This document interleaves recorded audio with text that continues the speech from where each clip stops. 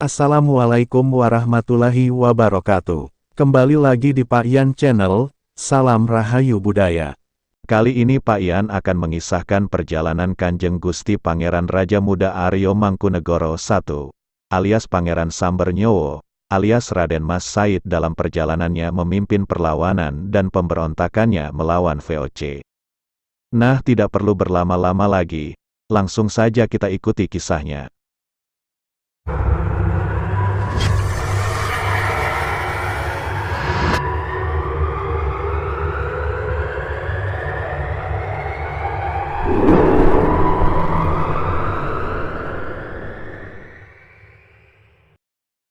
Kanjeng Gusti Pangeran Raja Muda Aryo Mangkunegoro I, alias Pangeran Sambernyowo, alias Raden Mas Said, lahir di Kraton Kartosuro tanggal 7 April tahun 1725. Beliau adalah pendiri Praja Mangkunegaran, sebuah kadipaten luhur di kawasan Jawa Tengah, dan pahlawan nasional Indonesia. Ayahnya bernama Pangeran Aryo Mangkunegoro Kartosuro dan ibunya bernama Raden Ayu Wulan. Raden Mas Said menikah dengan seorang wanita petani bernama Rubiah, yang terkenal dengan julukannya Patah Ati. Sebelum melanjutkan kisah ini, Pak Yan ingatkan jangan lupa aktifkan subscribe dan loncengnya untuk mendukung, agar channel Pak Yan bisa berkembang. Julukan Pangeran Sambernyowo diberikan oleh Nicholas Harting, Gubernur VOC, karena di dalam peperangan Raden Mas Said selalu membawa kematian untuk musuh-musuhnya.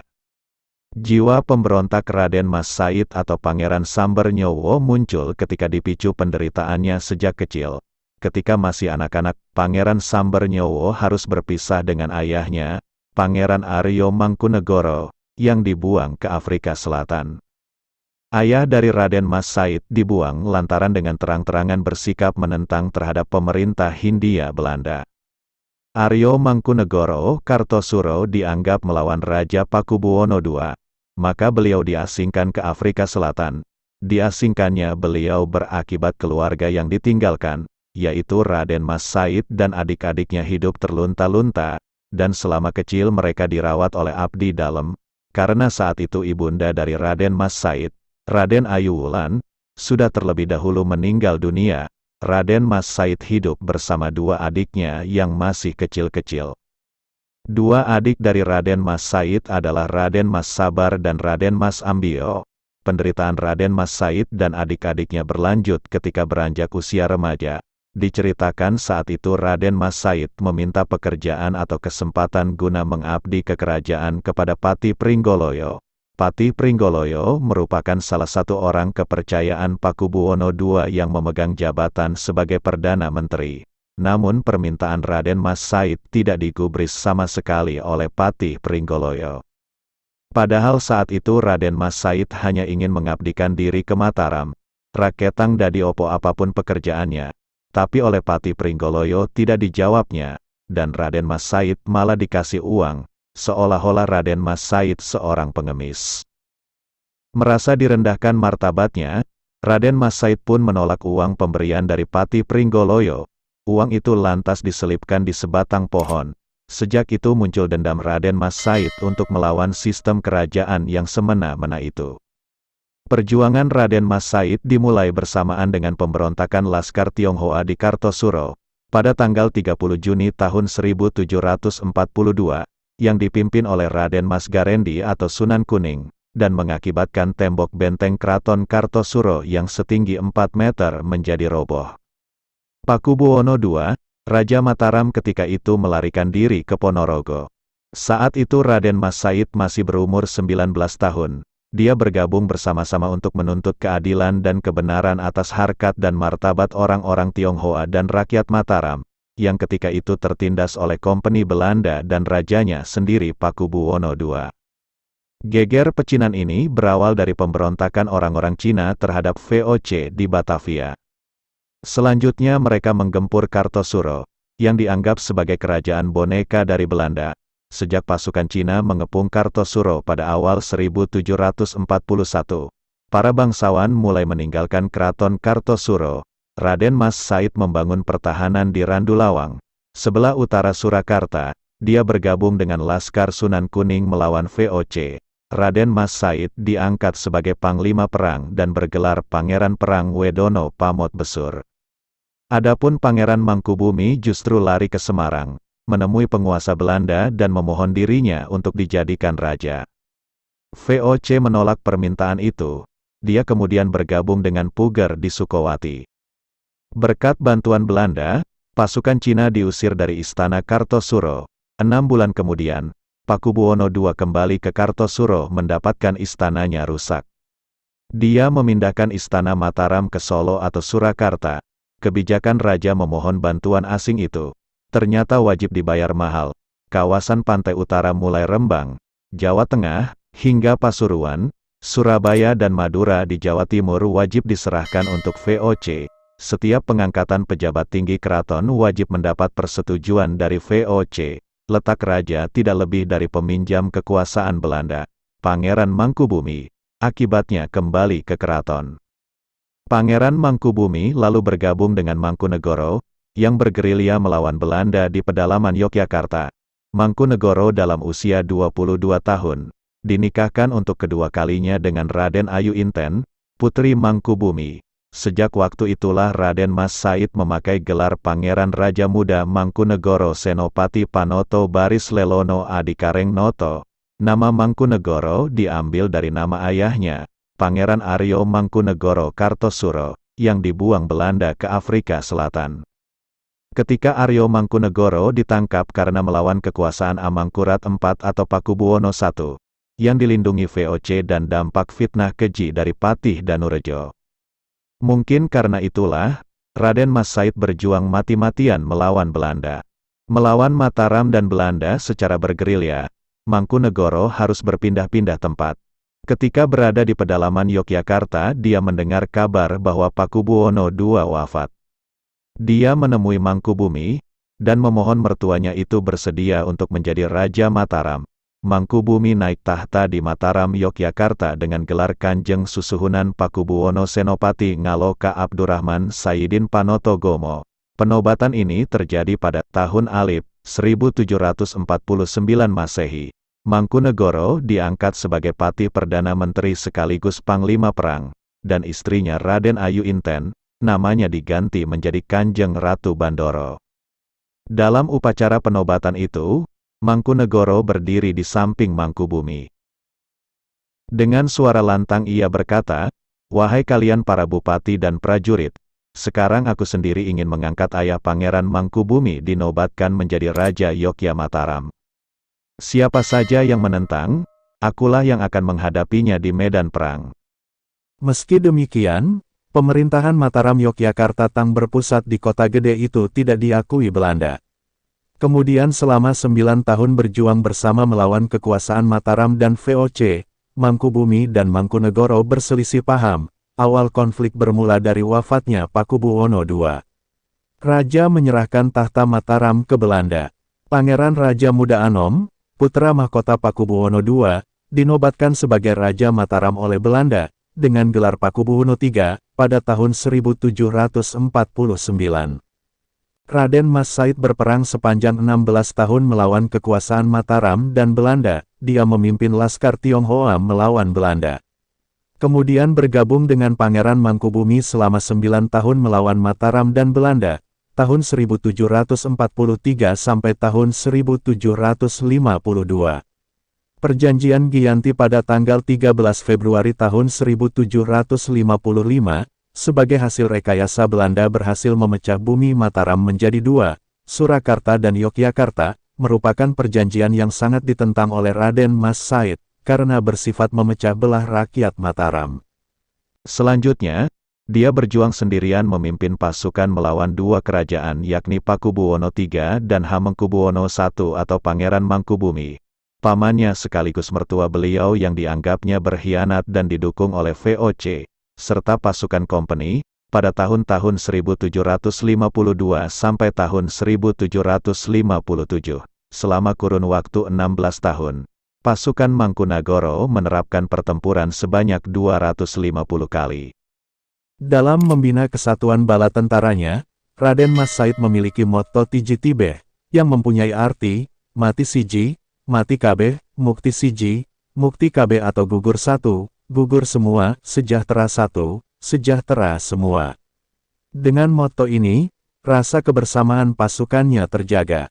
3 pertempuran dahsyat terjadi pada periode tahun 1752 sampai tahun 1757. Beliau dikenal sebagai panglima perang yang berhasil membina pasukan yang militan. Dari sinilah beliau dijuluki Pangeran Samber Nyowo, karena dianggap oleh musuh-musuhnya sebagai penyebar maut. Kehebatan Mangkunegoro dalam strategi perang bukan hanya dipuji pengikutnya melainkan juga disegani lawan-lawannya. Bahkan Gubernur Direktur Jawa, Baron van Hohendorf, yang berkuasa ketika itu, memuji kehebatan Mangkunegoro. Pangeran yang satu ini sudah sejak mudanya terbiasa dengan perang dan menghadapi kesusahan, sehingga tidak bersedia bergabung dengan Belanda dan keterampilan perangnya diperoleh selama pengembaraannya. Yang pertama, pasukan Raden Mas Said berperang melawan pasukan Sultan Hamengkubuwono I di Desa Kasatriyan, sebelah barat daya kota Ponorogo, Jawa Timur. Perang itu terjadi pada hari Jumat Kliwon, tanggal 16 Syawal, tahun 1678 atau 1752 Masehi. Desa Kasatriyan merupakan benteng pertahanan Raden Mas Said setelah berhasil menguasai kawasan Madiun, Magetan, dan Ponorogo. Yang kedua, Mangkunagoro berperang melawan 2 detasemen VOC, dengan Komandan Kapten Van der Pol dan Kapten Beiman di sebelah selatan negeri Rembang, tepatnya di hutan Sitakepeak. Sultan mengirim pasukan dalam jumlah tinggi untuk menghancurkan pertahanan Mangkunegoro. Banyaknya pasukan Sultan itu dilukiskan Mangkunegoro, bagaikan semut yang berbaris beriringan tiada putus. Namun jumlah pasukan Mangkunegoro sangat kecil, akan tetapi dia bisa memukul mundur musuhnya. Dia mengklaim cuma kehilangan 3 prajuritnya tewas dan 29 menderita luka. Di pihak lawan lebih kurang 600 prajurit tewas. Perang yang kedua pecah di hutan Sitakepeak, sebelah selatan Rembang, yang berbatasan dengan Blora, Jawa Tengah Senin Pahing, 17 Suro, tahun Wawu 1681 atau 1756 Masehi. Pada pertempuran ini, Mangkunegoro berhasil menebas kepala Kapten Van der Pol dengan tangan kirinya, dan diserahkan untuk salah satu istrinya sebagai hadiah perkawinan. Yang ketiga, penyerbuan benteng Vrendebuk Belanda dan Keraton Yogya Mataram Kamis 3 Sapar, tahun Jumakir 1682 atau 1757 Masehi. Peristiwa itu dipicu oleh kekalutan tentara VOC yang mengejar Mangkunegoro sambil membakar dan menjarah harta benda penduduk desa. Mangkunegoro murka, dia kembali menyerang pasukan VOC dan Mataram. Sesudah memancung kepala Pati Mataram, Joyo Sudirgo, secara diam-diam Mangkunegoro membawa pasukan mendekat ke Keraton Yogyakarta. Benteng VOC yang diserang letaknya cuma beberapa puluh meter dari Keraton Yogyakarta. Akibatnya 5 tentara VOC tewas, dan ratusan lainnya melarikan diri ke Keraton Yogyakarta. Selanjutnya pasukan Mangkunegoro menyerang Keraton Yogyakarta. Pertempuran ini berlanjut sehari penuh. Mangkunegoro baru menarik mundur pasukannya menjelang malam. Serbuan Mangkunegoro ke Keraton Yogyakarta mengundang amarah Sultan Hamengkubuwono I. Dia menawarkan hadiah 500 real, serta tempat sebagai bupati untuk siapa saja yang bisa menangkap Mangkunegoro. Sultan gagal menangkap Mangkunegoro yang masih keponakan dan juga menantunya itu, VOC yang tidak berhasil membujuk Mangkunegoro ke meja perundingan, menjanjikan hadiah 1000 real untuk semua yang bisa membunuh Mangkunegoro. Tidak seorang pun yang berhasil menjamah Mangkunegoro. Melihat kenyataan tersebut, Nicholas Harting, pemimpin VOC di Semarang, mendesak Pakubuwono III memohon Mangkunegoro ke meja perdamaian. Pakubuwono III mengirim utusan menemui Mangkunegoro, yang juga saudara sepupunya. Mangkunegoro mencetuskan bersedia berunding dengan Pakubuwono III, dengan syarat tanpa melibatkan VOC. Singkat cerita, Mangkunegoro menemui Pakubuwono III di Keraton Surakarta dengan diawasi 120 prajuritnya. Pakubuwono III memberikan dana bantuan logistik sebesar 500 real untuk prajurit Mangkunegoro. Akhirnya, terjadilah perdamaian dengan Pakubuwono III yang diformalkan dalam Perjanjian Salatiga, tanggal 17 Maret tahun 1757. Pertemuan berlanjut di Desa Jemblung, Wonogiri. Pakubuwono III memohon untuk supaya bersedia membimbingnya. Pakubuwono III menjemput Mangkunegoro di Desa Tunggon, sebelah timur Bengawan Solo. Untuk menetapkan kawasan kekuasaan Raden Mas Said, dalam perjanjian yang hanya melibatkan Pakubuwono III, dan saksi utusan Sultan Hamengkubuwono I dan VOC ini, disepakati bahwa Raden Mas Said diangkat sebagai Raja Muda Miji alias dapat berdiri sendiri. Walaupun hanya sebagai Raja Muda, letak hukum mengenai Mangkunegoro I nama kebesarannya tidaklah sama dengan Pakubuwono III, peminjam kekuasaan dari company, melainkan secara rinci dia menyadari sebagai Raja Kecil. Bahkan tingkah lakunya pun menyiratkan bahwa dia adalah raja di Jawa Tengah yang ketiga. Demikian kenyataannya company pun memperlakukan sebagai raja ketiga di Jawa Tengah, selain raja pertama Pakubuwono III dan raja II Hamengkubuwono I. Dia memerintah di kawasan Kedaung, Matesih, Honggobayan, Sembuyan, Gunung Kidul, Pajang sebelah utara dan Kedu. Akhirnya, Mangkunegoro membangun istana di pinggir Kali Pepe pada tanggal 4 Jimakir 1683, atau 1756 Masehi. Tempat itulah yang hingga sekarang dikenal sebagai Istana Mangkunegaran. Mangkunegoro I tercatat sebagai Raja Jawa yang pertama melibatkan wanita di dalam tingkatan perang. Selama menjalankan pemerintahannya, dia menerapkan prinsip Tridharma. Dari 144 prajurit diantaranya adalah wanita, terdiri dari 1 peleton prajurit bersenjata senapan, 1 peleton bersenjata penuh, dan 1 peleton kavaleri atau pasukan berkuda. Mangkunegoro tercatat sebagai Raja Jawa yang pertama melibatkan wanita di dalam tingkatan perang. Prajurit wanita itu bahkan sudah disertakan dalam pertempuran, ketika dia memberontak melawan Pakubuwono III, Hamengkubuwono I dan VOC. Selama 16 tahun berperang, Mangkunegoro mengajari wanita desa mengangkat senjata dan menunggang kuda di medan perang. Dia menugaskan sekretaris wanita mencatat kejadian di peperangan. Tradisi Mataram dengan putra mahkota bergelar Mangkunegoro dimulai dari putra sulung Pakubuwono I yaitu Raden Mas Suro setelah dinyatakan menjadi Raden Mas Suryokusumo dan sebagai putra mahkota dinyatakan menjadi Kanjeng Pangeran Raja Muda Aryo Mangkunegoro Kartosuro. Ketika putra mahkota sudah dinyatakan menjadi Raja Mataram, nama dan gelar seperti Raden Mas Suro, Raden Mas Suryokusumo dan Mangkunegoro dikenakan pada putra sulungnya juga. Sehingga Aryo Mangkunegoro yang dibuang ke Ceylon Afrika Selatan ini adalah putra mahkota Kerajaan Mataram. Tarian sakral yang sudah diciptakan oleh Raden Mas Said alias KGPAA Mangkunegoro I, yaitu 1. Bedoyo Mataram Senopaten Anglir Mendung dengan 7 penari wanita, pesinden, dan penabuh wanita, sebagai peringatan perjuangan perang kesatrian Ponorogo. 2. Bedoyo Mataram Senopaten di Rodometo dengan 7 penari pria, pesinden, dan penabuh pria, sebagai monumen perjuangan perang di hutan Sitokepeak. 3. Bedoyo Mataram Senopaten Sukopratomo dengan 7 penari pria, pesinden, dan penabuh pria, monumen perjuangan perang bedah Benteng Frendebuk, Yogyakarta. Pada 1983, pemerintah mengangkat Mangkunegoro I sebagai pahlawan nasional, karena jasa-jasa kepahlawanannya, mendapat penghargaan Bintang Mahaputra.